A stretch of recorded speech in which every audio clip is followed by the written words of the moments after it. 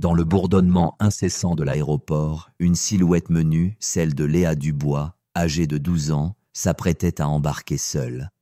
Ses petits pieds, chaussés de baskets usées, la portaient vers un destin que son cœur endeuillé peinait à accepter l'enterrement de sa mère.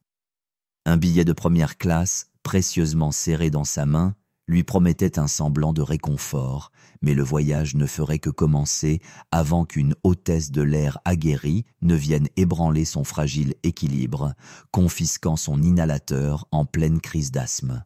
Ce que cette hôtesse ignorait, c'est que le père de la fillette, Marc Dubois, un cadre supérieur de la compagnie aérienne, allait bientôt faire son apparition à bord, et que sa présence allait tout bouleverser.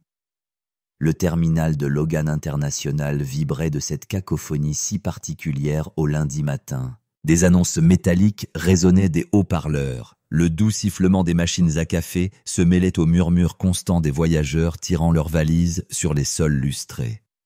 La porte C-23 s'ouvrait sur le vol 452 à destination de Seattle. Les passagers commençaient à s'aligner dans la file prioritaire de première classe, la plupart en costumes impeccables, serrant des mallettes ou faisant défiler des écrans de téléphone avec des gestes lasses et habituels. Au milieu de ce ballet se tenait Léa Dubois, 12 ans, menue pour son âge, mais affichant une composition étrange, à la fois troublante et empreinte de tendresse. Elle portait un simple sweat à capuche couleur lavande, un jean sombre et des baskets qui avaient manifestement connu des jours meilleurs. Un bracelet médical vert tendre encerclait son poignet gauche, ses lettres gravées captant la lumière matinale alors qu'elle resserrait sa prise sur un petit sac à dos. Un agent de l'aéroport l'avait conduite jusqu'à la porte, lui avait souri poliment, puis avait disparu dès l'appel du groupe d'embarquement, comme le voulait le protocole. Elle était seule maintenant, entièrement et indubitablement seule. Alors qu'elle s'avançait sur la passerelle, puis dans l'appareil, Léa marqua une pause, juste une respiration. L'air recyclé de la cabine la frappa comme un vent sec. Ses yeux balayèrent les rangées de sièges en cuir étincelant de la première classe. Elle trouva sa place, le 2C, près du hublot. Elle vérifia une deuxième fois la carte d'embarquement qu'elle serrait dans ses petits doigts. Correct. Avec une détermination silencieuse, elle avança, hissa son sac à dos sur le siège et commença à s'asseoir. C'est à ce moment que Sophie Mercier la remarqua. Sophie travaillait pour American Skies depuis près de 19 ans. Son uniforme était repassé à la perfection, ses cheveux tirés en un chignon strict et un badge nominatif plastifié trônait sur sa poitrine comme un médaillon. Elle se faisait une fierté de lire les gens en quelques secondes, une compétence affûtée au fil de centaines de vols et de milliers de passagers. Alors, quand elle aperçut cette jeune fille noire au rang 2, seule, vêtue de vêtements modestes et sans adulte accompagnant, son instinct s'alarma. Ses pas étaient secs alors qu'elle s'approchait, sa voix empreinte d'une confusion masquée par la courtoisie. « Ma chérie, je crois que tu t'es trompée de siège. La première classe est réservée aux passagers premium. Laisse-moi t'aider à trouver le bon. » Léa leva les yeux, surprise. « C'est mon siège, » dit-elle doucement, tendant sa carte d'embarquement. Sophie la prit, ses sourcils se haussant légèrement. Ses yeux parcoururent le nom, le vol, le numéro de siège. Tout était en ordre, mais quelque chose en elle se raidit. Elle hésita juste assez longtemps pour que cela se sente. Puis, avec un sourire forcé, elle la lui rendit. Un murmura-t-elle presque pour elle-même. Étrange. Sa voix n'était pas accusatrice, mais elle n'était pas douce non plus. Léa ne répondit pas, ses doigts se refermant plus fort sur la sangle de son sac à dos. Elle avait appris très tôt à ne pas insister quand les adultes la questionnaient, surtout pas les adultes en uniforme. Sophie resta figée une seconde, puis jeta un coup d'œil vers la cuisine de bord, comme pour chercher une approbation invisible. « Tu sais quoi ?» dit-elle soudain. « Il y a eu des ajustements de siège ce matin. Laisse-moi te réaffecter. Ce sera juste un petit changement rapide. » Avant que Léa ne puisse assimiler ce changement, Sophie avait déjà soulevé son sac du siège et fit un geste vers l'arrière de l'avion. « Viens, installons-toi confortablement. » La marche de la première classe à la classe économique parut plus longue qu'elle ne l'était. Les joues de Léa brûlaient, mais elle ne pleura pas. Elle suivit docilement, passant devant des rangées de passagers qui la regardaient à peine, au-delà de la frontière imaginaire entre ceux qui comptaient et ceux qui n'avaient pas d'importance. Sophie la guida jusqu'au siège 22D, en plein milieu de la rangée, coincée entre un homme corpulent déjà endormi et une étudiante avec des écouteurs. L'éclairage de la cabine était plus froid ici. Les sièges en cuir étaient plus minces, l'espace plus exigu. Léa se glissa, rangeant son sac à dos sous le siège devant elle. « Assure-toi de rester assise, » dit Sophie fermement avant de s'éloigner. Il fallut un instant à Léa pour stabiliser sa respiration. Sa poitrine semblait plus serrée que d'habitude. Elle glissa sa main dans la poche de son sweat et en sortit un petit inhalateur. Bleu, éraflé, mais fonctionnel. Elle le porta à ses lèvres. Sophie revint juste à temps pour le voir. « Qu'est-ce que c'est » demanda-t-elle sèchement. Léa cligna des yeux. « C'est mon inhalateur. J'en ai besoin. » Sophie se pencha, les yeux plissés. « Il n'y a pas d'étiquette de prescription. Ce n'est pas un jouet, jeune fille. Vous ne pouvez pas apporter de substances non identifiées sur un vol. Vous pourriez mettre les autres en danger. »« C'est pour mon asthme, » chuchota Léa, sa voix tremblante. « J'ai un bracelet médical. » Sophie arracha l'inhalateur de sa main avant qu'elle ne puisse finir. « Pas sans documentation. Nous avons des protocoles. Ça reste avec moi. » Léa haleta légèrement. La panique dans ses poumons étant désormais plus que de l'émotion, elle était physique.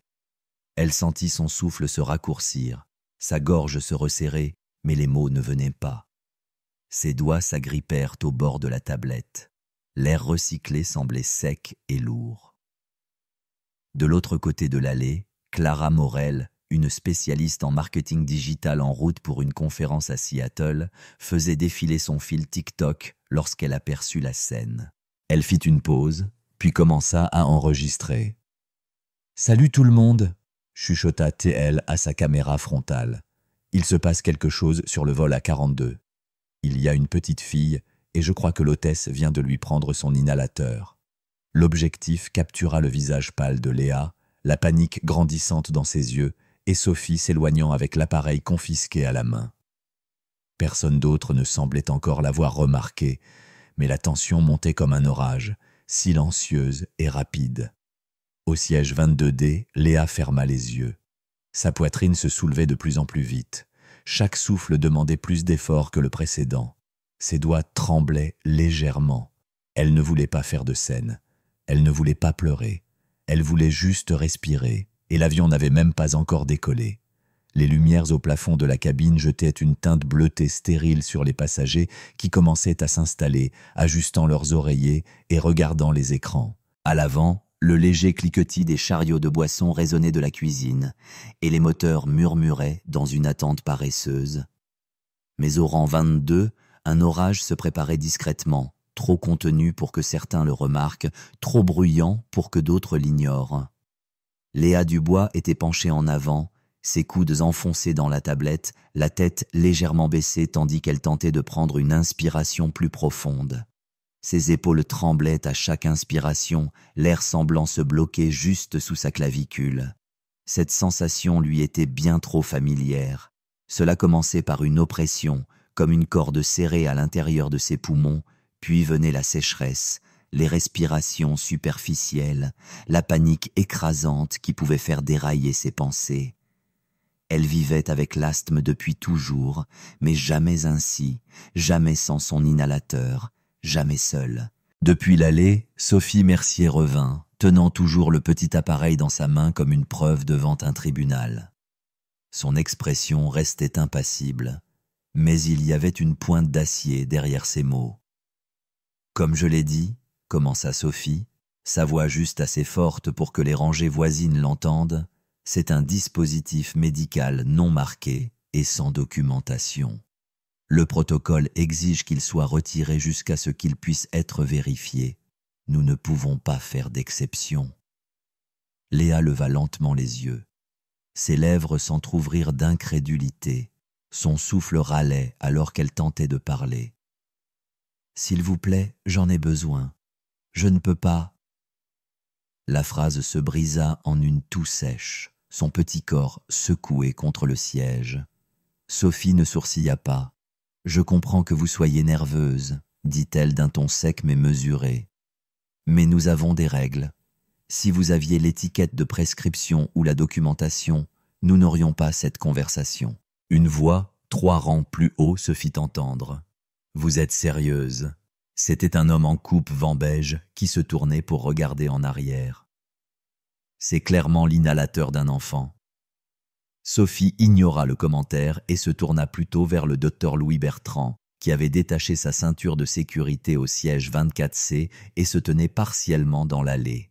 Il avait la soixantaine avancée, grand, le visage calme et marqué par le temps, des lunettes cerclées d'argent posées sur l'arête de son nez. Sa voix était chaleureuse mais ferme, la cadence d'un homme habitué à être écouté. « Mademoiselle Mercier, dit-il d'un ton égal, je suis un médecin à la retraite. Je peux vous assurer que c'est un inhalateur de salbutamol standard, couramment prescrit pour l'asthme pédiatrique. L'enfant présente des signes évidents de détresse respiratoire. » Sophie le regarda à peine. « Monsieur, je comprends votre préoccupation, mais vous n'êtes pas autorisé à intervenir. C'est une question de sécurité. Veuillez regagner votre siège. » Le docteur Bertrand ne bougea pas. « Question de sécurité. » Elle siffle. Elle est en détresse médicale visible. Ce n'est pas une question de protocole. C'est une question de temps. « Monsieur, » répéta Sophie, sa voix plus ferme maintenant, « vous devez vous asseoir. Vous interférez avec les opérations de l'équipage. » Les passagers proches avaient commencé à s'agiter sur leur siège. Certains regardaient par-dessus leurs épaules, mal à l'aise mais hésitants à parler. Une femme d'une 40aine d'années, assise de l'autre côté de l'allée, se pencha vers son mari et chuchota. « Cette petite fille n'a pas l'air d'aller bien. » Il hocha la tête, fronçant les sourcils. Sophie, sentant la tension, redressa ses épaules et tint l'inhalateur plus haut. « Soyons clairs, » annonça-t-elle. « Si un passager ne peut pas fournir de documentation médicale pour un dispositif contrôlé, cet article doit être remis. Si le passager refuse, je serai obligé d'intensifier la situation et de demander l'intervention de la sécurité de l'aéroport. » Léa se tourna légèrement sur son siège, serrant sa poitrine. Ses respirations étaient maintenant courtes et saccadées, et ses yeux brillaient de panique. Elle tenta à nouveau, sa voix se brisant. « Je ne mens pas. J'ai de l'asthme. J'ai un bracelet. » Sophie rejeta cela d'un revers de main. « Les bracelets peuvent être falsifiés. J'ai déjà vu ça. » Clara Morel, assise de l'autre côté de l'allée, élargit le cadre de sa caméra. Son téléphone diffusait en direct depuis près de 10 minutes maintenant, capturant discrètement l'échange. Elle n'avait pas prévu de s'impliquer, mais plus elle filmait, plus son audience devenait indignée. Les commentaires inondèrent son écran. « C'est de l'abus médical. Laissez-la respirer. Quelqu'un doit l'aider. » En temps réel, des centaines de personnes regardaient de la scène se dérouler, la plupart étant des étrangers, mais déjà émotionnellement liés à l'image d'un enfant terrifié, se voyant refuser l'air. De retour au 22D, Léa se pencha davantage en avant, une toux rauque s'échappant de ses lèvres. Ses doigts tremblaient violemment. Ses poumons semblaient plus petits maintenant, comme si quelque chose à l'intérieur s'était bloqué. Les muscles autour de ses côtes brûlaient d'effort pour tenter d'aspirer de l'oxygène. La cabine semblait plus étouffante. Elle pouvait entendre les moteurs, le bourdonnement des lumières au plafond, le murmure des voix, mais il s'estompait sous le son martelant de son propre battement de cœur dans ses oreilles. Le docteur Bertrand s'approcha de sa rangée, s'agrippant au dossier du siège 21. « Elle est cyanotique, » dit-il, dirigeant maintenant sa voix vers quiconque voudrait l'écouter. « Regardez ses lèvres, elle manque d'oxygène. » Plusieurs passagers se tournèrent complètement sur leur siège maintenant, haletant en voyant la légère teinte bleutée s'étendre sur la bouche de Léa. « J'appelle quelqu'un », annonça une femme de l'arrière, sortant son téléphone. Sophie recula d'un pas, soudain déconcertée. Si elle ne coopère pas et ne remet pas l'appareil, je n'ai pas le choix. Nous ne sommes pas autorisés à décoller avec une suspicion de contrebande à bord. J'appelle la sécurité de l'aéroport maintenant. » Léa n'entendit pas ces mots. Sa vision avait commencé à se rétrécir sur les bords, comme si quelqu'un baissait lentement les lumières dans son monde. Sa poitrine se soulevait violemment alors qu'elle tentait de trouver un air qui n'était pas là. Elle ne se souvenait pas s'être jamais sentie ainsi, comme si le ciel lui-même se refermait sur elle. Sa main se tendit faiblement vers la poche où se trouvait l'inhalateur, mais elle était vide. Sophie se dirigea rapidement vers l'avant de la cabine, contacta la porte d'embarquement par radio et demanda une assistance de sécurité immédiate. Sa voix resta calme, mais il y avait une note d'anxiété qui la traversait maintenant. Les choses s'effilochaient plus vite qu'elle ne pouvait les contenir. À l'arrière, les murmures étaient devenus plus forts. Quelqu'un cria « Donnez-lui l'inhalateur ». Une autre voix fit écho. « Ce n'est pas un protocole, c'est de la négligence ». Le docteur Bertrand resta debout, impuissant, mais refusant de s'asseoir. Le téléphone de Clara tremblait légèrement dans sa main, son flux explosant avec des milliers de spectateurs en moins d'une minute. La respiration de Léa était maintenant faite de halètements secs. Ses yeux étaient grands ouverts, flous, fixant la faible lumière de l'allée comme si c'était la dernière étoile dans un ciel qui s'assombrissait. Ses lèvres s'entr'ouvrirent à nouveau, tentant d'appeler à l'aide. Aucun son ne sortit et l'avion n'avait toujours pas bougé d'un pouce. Léa tendit une main tremblante, ses doigts tâtonnant le long du bord de la poche de son sweat à capuche comme si elle se déplaçait sous l'eau. Chaque mouvement lui coûtait une autre respiration rauque. Son téléphone vibra contre sa jambe encore et encore, l'écran s'illuminant du nom qui lui donnait espoir. Même dans ce chaos en spirale, papa, son pouce glissa sur l'écran une fois, deux fois, avant qu'elle ne puisse enfin appuyer. Sa vision était floue, et elle pouvait à peine tenir le téléphone à son oreille. Mais d'une manière ou d'une autre, à travers le sifflement aigu de sa respiration, elle parvint à chuchoter le mot qu'elle avait tenu dans sa poitrine comme une bouée de sauvetage, papa. L'autre bout répondit instantanément, la voix nette, posée, mais affûtée par quelque chose de profond et d'urgent. « Léa, qu'est-ce qui ne va pas? Parle-moi. » Elle ne put répondre clairement. Sa gorge brûlait. Ses poumons refusaient de coopérer, mais elle réussit à articuler juste assez. Ils l'ont pris. Je ne peux plus respirer. S'il te plaît. » Il y eut une pause. Juste une seconde. Mais c'était le genre de pause qu'un père prend quand son monde s'arrête et redémarre avec une flamme. Le ton de la voix qui suivit changea. Il devint un ordre, pas une préoccupation. Passer l'hôtesse de l'air au téléphone. Maintenant. Léa tourna la tête, ses lèvres déjà pâles, et tendit le téléphone vers l'allée. Sa voix était à peine audible, mais le désespoir derrière elle résonnait. Il veut vous parler. Sophie Mercier, debout 2 rangs plus haut et visiblement ébranlée par la pression montante, ne jeta même pas un coup d'œil à l'écran. Ses bras étaient croisés fermement sur sa poitrine et sa voix claqua comme une brindille sèche. « Je ne prends pas d'appel des parents de quiconque, surtout pas d'une mineure qui refuse de se conformer à la politique de sécurité de la compagnie aérienne. Ce n'est pas un débat. » Clara Morel, toujours en train de filmer discrètement de l'autre côté de l'allée, captura chaque mot. Ses spectateurs grimpaient à chaque seconde, des dizaines de milliers maintenant, et la section des commentaires était passée de préoccupée à furieuse. Du haut-parleur du téléphone, une voix retentit avec la force d'une porte de cockpit qui s'ouvre. « Madame, ici Marc Dubois, directeur de la formation et de la conformité en matière de sécurité pour American Skies. Je suis actuellement à l'intérieur de Logan International, ayant atterri de Denver il y a moins de 10 minutes. J'appelle au sujet de votre décision de confisquer l'inhalateur prescrit à ma fille et de lui refuser une assistance médicale alors qu'elle est en détresse respiratoire évidente. » Sophie cligna des yeux. Le téléphone lui parut plus lourd maintenant, comme s'il portait le poids de quelque chose qu'elle ne pouvait ignorer.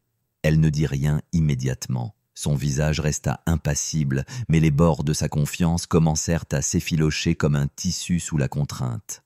« Monsieur, » commença T.L., la voix tendue, « votre fille n'a pas pu produire de documentation. Notre politique… » « Arrêtez-vous là, » interrompit Marc. Son ton ne monta pas. Il n'en avait pas besoin. Il n'existe aucune politique, fédérale, étatique ou aérienne, qui permette au personnel de bord de confisquer un appareil médical vital à un mineur en crise. Vous êtes actuellement en violation du règlement de la FAA 121 et de la loi sur les Américains handicapés, ainsi que des protocoles de sécurité interne pour lesquels vous avez été formés. Un silence se fit dans la cabine. Les passagers qui n'avaient auparavant que jeté un coup d'œil se tournèrent maintenant complètement sur leur siège. Ils écoutaient. La tension se propagea dans l'allée comme l'électricité avant un orage. Même l'homme aux coupes vent beige se redressa, les yeux fixés sur la posture de plus en plus rigide de Sophie. « Rendez-lui son inhalateur immédiatement, » continua Marc. « Sinon, non seulement vous mettez en danger la vie d'un enfant, mais vous exposez cette compagnie aérienne à une responsabilité massive, tant civile que fédérale. » La caméra de Clara capta le moment où les doigts de Sophie tressaillirent autour de l'inhalateur, toujours serré dans sa main.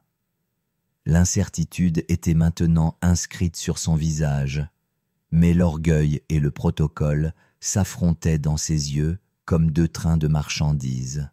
« Elle n'avait pas d'étiquette, » répondit Sophie, sa voix plus petite, mais toujours accrochée à la procédure.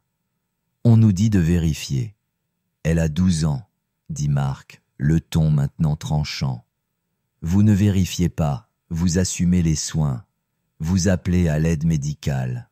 Vous ne laissez pas un enfant haleter au dernier rang pendant que vous débattez de la taille de la police sur une étiquette de prescription. » À l'avant de l'appareil, la porte du cockpit s'ouvrit. Le capitaine Élodie Martin, une pilote chevronnée d'une 50aine d'années, à la démarche déterminée et aux yeux calmes, sortit dans la cabine. Elle tenait une tablette dans une main, son casque rentré dans son col. Elle balaya rapidement la cabine du regard, observant les passagers rassemblés, les épaules tendues de l'hôtesse de l'air et la petite fille recroquevillée au siège 22D, luttant pour respirer. Elle traversa la distance à pas vifs et réguliers. « Qu'est-ce qui se passe ici ?» demanda-t-elle, sa voix basse mais coupant l'air comme un fil. Sophie se tourna. « Capitaine, je suivais la procédure de sécurité. » La capitaine Martin la coupa d'une main levée. « Je viens de raccrocher avec Dubois. Il est là, il ne bluffe pas. La direction nous observe. Le service juridique nous observe. Les réseaux sociaux nous observent. Et moi aussi. » « Où est l'appareil ?» Sophie tendit lentement la main, offrant l'inhalateur comme un drapeau de reddition. Sans attendre une seconde de plus, la capitaine Martin la dépassa, s'agenouilla à côté du siège de Léa et pressa doucement l'inhalateur dans la paume de la fillette. « Tout va bien maintenant, » dit-elle doucement. « Respire profondément. Prends une inspiration lente. C'est ça. » Les yeux de Léa s'inondèrent, non de panique, mais de soulagement. Sa petite main se referma autour du plastique, et elle le porta à ses lèvres. Le sifflement familier d'une bouffée d'air remplit le silence comme une sirène d'espoir. Ses poumons s'ouvrirent légèrement, assez pour lui permettre de prendre une pleine inspiration, tremblante mais entière. La tension dans la cabine se rompit comme une corde trop tendue. De quelque part à l'arrière, quelqu'un commença à applaudir. C'était doux au début, hésitant, puis d'autres se joignirent, non pas en applaudissements pour le drame, mais comme un relâchement de ce qu'ils venaient tous de vivre. Le danger avait été réel, la peur avait été palpable. Et maintenant, du moins pour un instant, il y avait à nouveau de l'air. Le capitaine Martin se leva, son regard fixé sur Sophie. « Je vous demande de vous écarter, » dit-elle calmement. « Maintenant. » Sophie ne bougea pas immédiatement. Ses lèvres s'entr'ouvrirent comme pour argumenter, mais aucun mot ne vint. Pour la première fois depuis l'embarquement, elle sembla réellement ébranlée, pas seulement par l'autorité, mais par la réalisation de ce qui aurait pu se passer, ce qui a failli se passer. La voix de Marc bourdonnait toujours depuis le téléphone dans la caméra de Clara. « Je serai à la porte d'embarquement dans moins de 3 minutes. Ne faites pas bouger cet avion avant que je ne sois à bord. » Et personne, pas une seule âme sur la S-432 ne douta qu'il serait là. La cabine de l'avion était plongée dans un silence lourd et bourdonnant. Ce n'était plus le calme poli d'un vol en cours d'embarquement, mais le silence chargé d'une foule entière retenant son souffle collectif. Le capitaine Martin se tenait droit à l'avant de l'allée, les bras légèrement relâchés le long du corps, les yeux fixés sur la silhouette qui s'engageait sur la passerelle. Derrière elle, les passagers tendaient le cou pour regarder. Les caméras de téléphone portable étaient inclinées vers le haut dans des mains tremblantes. Des murmures glissaient entre les rangées comme le vent à travers les blés. Marc Dubois entra dans la cabine d'un pas assuré, celui d'un homme qui n'était pas seulement un père, mais un cadre supérieur qui savait exactement ce qui était en jeu. Il portait un blazer bleu marine avec un discret logo de la compagnie brodé près de la manchette et un badge discrètement accroché à sa ceinture. Son visage était calme, mais il y avait une acuité dans ses yeux qui ne laissait aucun doute. C'était un homme qui avait déjà pénétré dans des pièces comme celle-ci et n'en avait jamais perdu le contrôle. Il se dirigea directement vers le siège 22D où sa fille était calée contre le hublot, ses petites mains serrant toujours l'inhalateur, sa respiration améliorée, mais son expression encore hébétée, confuse et pâle. Ses lèvres, qui n'étaient plus bleutées, étaient serrées comme si elles retenaient quelque chose de trop grand pour les mots. Il s'accroupit à côté d'elle sans hésitation, levant une main pour lui caresser doucement le front. « Ça va ?»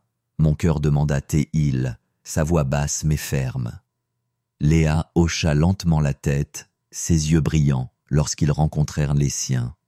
« Ça va mieux, » chuchota-t-il, « maintenant que tu es là. » Il lui offrit un petit sourire contraint, puis se leva et se tourna vers l'allée. Son regard trouva immédiatement Sophie.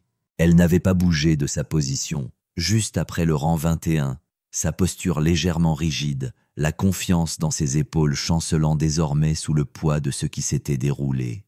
Ses mains étaient jointes devant elle comme une écolière attendant son jugement. Ses lèvres étaient pressées en une ligne tendue et ses yeux papillonnaient entre Marc, le capitaine Martin, et les visages qui observaient de toutes les directions. La voix de Marc était calme, mais d'une clarté parfaite. « Vous avez pris une décision, mademoiselle Mercier. Vous aviez un enfant en détresse, portant un bracelet médical avec un médecin présent, et vous avez choisi de lui refuser un traitement vital, basé sur une suspicion et une procédure. » Sophie ouvrit la bouche puis hésita.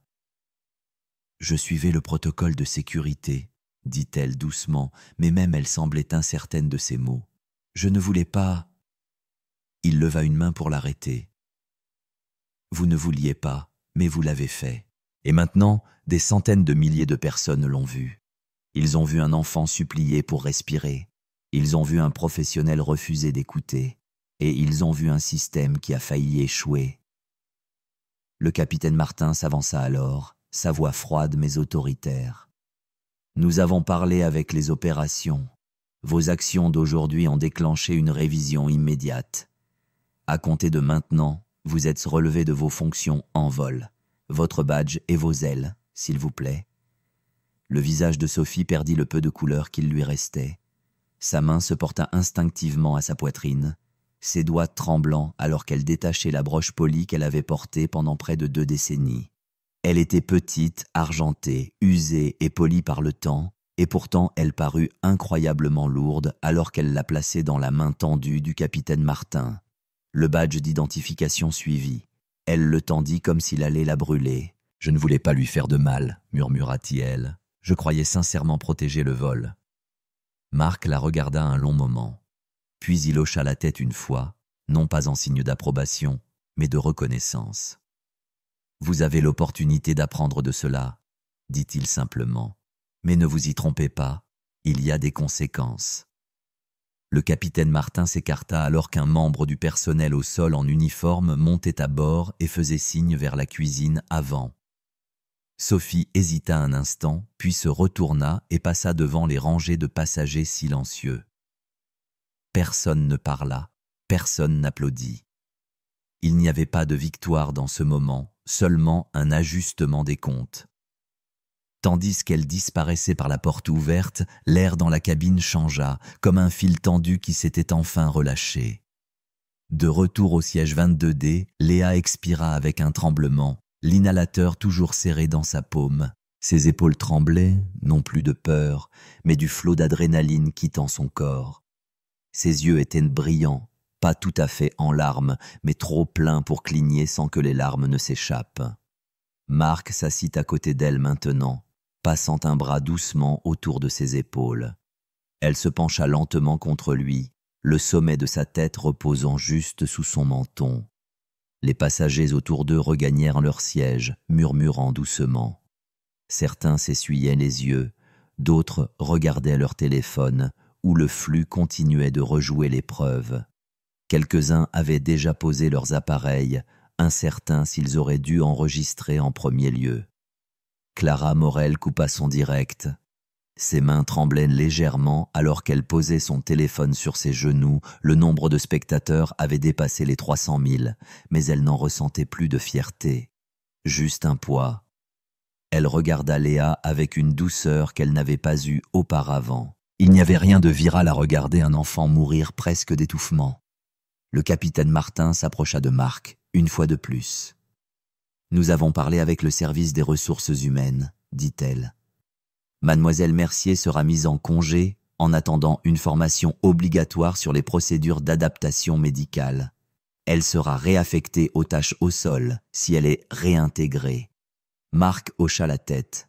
C'est un bon premier pas. Le capitaine Martin jeta un coup d'œil à Léa et s'adoucit. Elle s'est comportée avec une grâce remarquable. Marc regarda sa fille, toujours. Le capitaine Martin posa une main sur l'épaule de Marc et la serra doucement. Puis elle retourna au cockpit. La porte se referma derrière elle avec un léger clic. La cabine se calma, les lumières s'estompèrent, les moteurs s'activèrent. Une voix retentit dans le haut-parleur, annonçant le départ retardé mais imminent vers Seattle. Et au siège 22D, Léa chercha la main de son père et la serra fort. Non pas pour dire qu'elle avait peur ou qu'elle était en colère ou même soulagée, mais simplement pour dire qu'elle était toujours là, toujours en vie, toujours entière. Elle ne posa pas de questions sur Sophie, elle n'en avait pas besoin. Les larmes qui roulaient doucement sur ses joues n'étaient pas des larmes de haine ou de vengeance, mais d'épuisement et d'incrédulité, et de la paix fragile qui suit une tempête à laquelle on a à peine survécu. Elle appuya sa tête contre le hublot, ses doigts reposant légèrement sur le bracelet médical qui avait failli être ignoré. Le ciel l'attendait juste derrière le verre, et pour la première fois depuis des heures, elle pouvait s'imaginer y monter à nouveau, avec son père à ses côtés et de l'air dans ses poumons. 6 heures après le décollage, le vol AS452 atterrit sur la piste de Seattle-Tacoma International, ses roues effleurant le tarmac avec une douceur qui masquait la tempête d'émotions encore présente dans l'appareil. Alors que les passagers se levaient de leur siège et commençaient à rassembler leurs affaires, Léa Dubois resta assise, sa petite main posée dans celle de son père. Elle regarda par le hublot le crépuscule se répandre dans le ciel du nord-ouest Pacifique. Sa respiration était calme maintenant, sa poitrine ne luttait plus pour l'air. Elle avait fait plus que d'arriver à destination. Elle avait survécu à quelque chose qui avait tenté de lui prendre sa voix, sa dignité et presque son souffle. Au moment où ils descendirent de l'avion, le monde avait déjà changé. Dans les heures qui suivirent, la séquence vidéo de l'intérieur de l'avion se propagea sur toutes les grandes plateformes sociales comme une traînée de poudre. Le direct publié par Clara Morel fut partagé des millions de fois en une seule journée, relayé par des journalistes, des célébrités et des professionnels de la santé. Le hashtag Laissez-la respirer devint numéro 1 national avant la tombée de la nuit. Les talk-shows analysèrent les images. Des groupes de défense des droits publièrent des déclarations et les conversations discrètes autour des tables basses devinrent des débats animés sur la race, la politique et la responsabilité. Et American Skies écouta. Dans les 72 heures, le conseil d'administration de la compagnie aérienne publia des excuses formelles adressées directement à la famille Dubois et au grand public voyageur. Mais cela ne s'arrêta pas aux mots. Sous le regard du public et la pression croissante, ils annoncèrent un plan de réforme d'une ampleur et d'une rapidité sans précédent. Au cœur de ce plan se trouvait un nouveau protocole, les profils médicaux intégrés à l'enregistrement. Chaque passager ayant des besoins médicaux chroniques pouvait désormais enregistrer en toute sécurité ses conditions lors de la réservation, permettant aux membres d'équipage de consulter les alertes de santé essentielles sur des appareils portables. Parallèlement à cette innovation, furent mis en place des modules de formation obligatoires de 20 heures sur la reconnaissance des dispositifs médicaux avec des sessions pratiques animées par des professionnels de la santé et de vrais patients.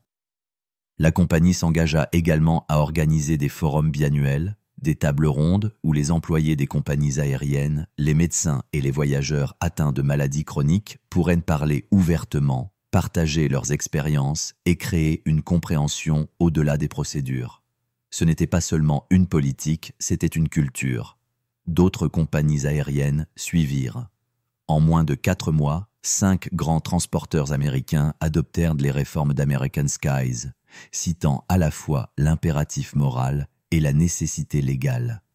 La FAA publia un guide d'accompagnement sur l'équité médicale des passagers, éclairé en partie par le témoignage d'une jeune fille à qui l'on avait un jour refusé de respirer. Et 6 mois plus tard, dans une vaste salle de conférence vitrée du Forum national sur la sécurité aérienne à Washington, D.C., Léa Dubois monta sur scène. Elle portait un blazer bleu marine, de taille trop grande, emprunté à son père, les manches retroussées une fois au poignet. Ses boucles naturelles étaient tirées en une queue de cheval soignée, et son petit bracelet médical noir encerclait toujours son poignet comme un insigne à la fois de vulnérabilité et de résilience. Elle s'approcha lentement du podium, le murmure discret de la salle s'estompant à mesure que la foule s'installait sur ses sièges. À côté d'elle se tenait Marc Dubois, non plus seulement directeur de la sécurité, mais un père, un guide, et l'homme qui avait passé l'appel, qui avait tout changé. La voix de Léa était petite mais claire. « Il y a 6 mois, commença-t-elle, j'essayais juste de prendre un vol pour l'enterrement de ma mère. » Un silence balaya la pièce, non par pitié, mais par respect. « Je n'aurais jamais pensé parler devant vous tous, » continua-t-il. « J'avais peur ce jour-là. Je ne pensais pas que quelqu'un me croirait. Je n'avais pas l'air d'appartenir à la première classe. Je n'avais pas les mots pour me défendre. J'avais juste besoin de respirer. » Elle fit une pause, ses yeux cherchant ceux de son père avant de revenir à la mer d'uniforme et de badge devant elle.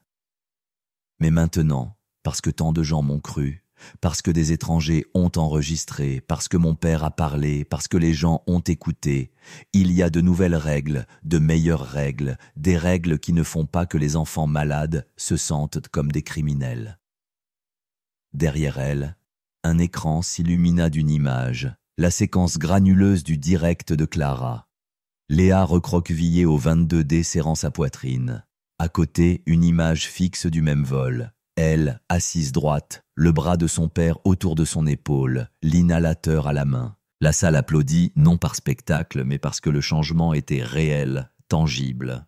Et puis, dans le cadre de la présentation finale, une autre vidéo fut diffusée. Cette fois, le visage à l'écran était celui de Sophie Mercier. Elle portait un simple chemisier bleu marine, sans badge, sans aile. Ses cheveux étaient plus courts maintenant, et son ton plus mesuré, moins sur ses gardes. « J'ai fait une erreur, » dit-elle directement à la caméra. « Je pensais suivre la politique, mais ce que je faisais réellement, c'était suivre des hypothèses. Je n'ai pas posé les bonnes questions, je n'ai pas écouté. J'ai oublié que l'autorité ne devrait jamais faire taire la compassion. » Elle baissa les yeux un instant, puis continua. « J'ai depuis suivi plus de 40 heures de formation continue. J'ai parlé avec des médecins, des patients et d'autres membres d'équipage qui ont admis qu'ils auraient pu faire la même chose que moi. Nous avons encore un long chemin à parcourir, mais j'espère que ce qui est arrivé à Léa ne se reproduira plus. Et si cette histoire doit être racontée, je veux faire partie de la leçon, pas seulement de l'erreur. » Il n'y eut pas d'applaudissements à la fin de la vidéo, seulement un silence. Mais ce n'était pas un silence de tension. C'était celui qui vient après une profonde expiration. Léa recula du podium, son père posant doucement une main sur son épaule alors qu'elle marchait avec lui pour descendre les marches de la scène. Alors qu'ils se déplaçaient parmi les rangées d'invités assis, plusieurs se levèrent et tendirent la main, certains avec des mots, d'autres juste avec des mains posées sur leur cœur ou de légers gestes de reconnaissance. Ils ne la voyaient pas comme un enfant en danger. Ils la voyaient comme une voix qui avait changé le cours de toute une industrie. À l'extérieur du centre de conférence, le ciel de Washington était devenu doux et gris, avec des rayons de soleil perçant les nuages. Léa leva les yeux vers lui. Pour la première fois depuis des mois, elle ne pensait plus à l'air de la manière désespérée qu'elle avait connue. Elle pensait à tous les autres qui allaient maintenant respirer plus facilement parce qu'elle avait eu le courage de se battre quand elle ne pouvait même pas parler. Et cela, plus que la politique, plus que la justice, fut ce qui resta en elle. Elle n'avait pas seulement survécu au vol, elle en avait changé le cours.